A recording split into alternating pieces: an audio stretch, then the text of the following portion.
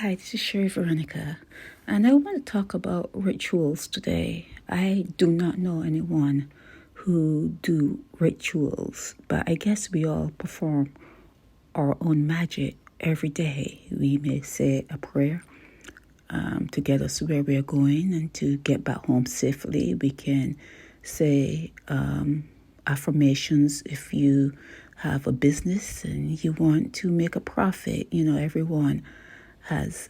Everyone would have their own way of doing their own daily rituals or blessings or whatever it is that they do, to make themselves feel good to complete that day.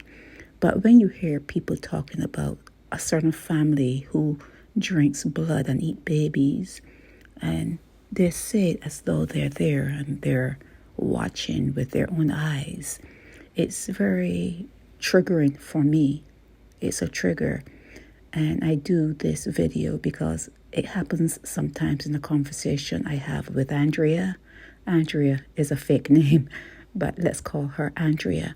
Sometimes she will say that this particular matriarch drinks blood and she eats babies. And,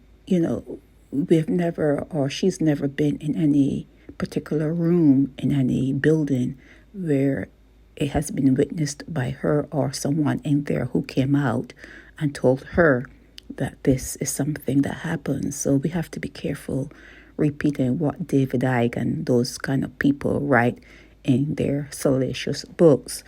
But be that as it may, you know that there are some churches that have communion and they break that hard bread and they drink their grape juice and they call it the blood of their Savior and the body of their Savior. So then again, it does happen in the open in churches where you can walk in and see it happening. So everyone have their own type of ritual going on to get them to heaven, get their businesses roll in a profit, or to help them if they're sick, if they're ill, to feel better.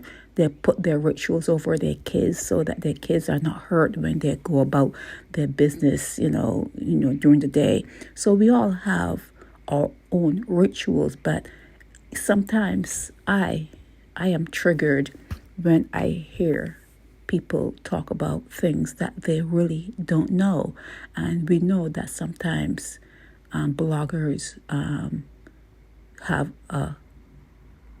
we have our opinions on certain things, and then there are some bloggers who blog anonymously, and there are some people who get their stories out anonymously, and you can only hope that when those people do that they're speaking from a place of truth.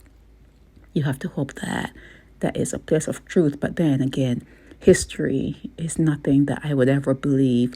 And we know that there are so many revisions in history to make countries and people look pretty good within the pages of the books that they write. So I am not a believer in history. So whereas people will bring their stories anonymously, or whether they show their faces and tell their names, that's one thing.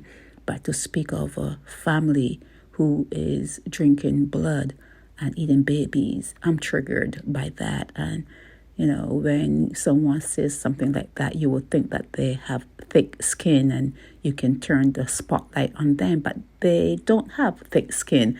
They are very sensitive. They don't mind talking about a grandmother or a mother who eats babies and drinks blood, but you dare not turn the spotlight back on them for nothing. You are going to get the cold shoulders. So sometimes it's best to avoid certain subjects so that you can get through your day and not have the dust up, So that's it. Sometimes being in this world is a very uncomfortable thing. For me, it's a very strange world you have here. Very, very strange.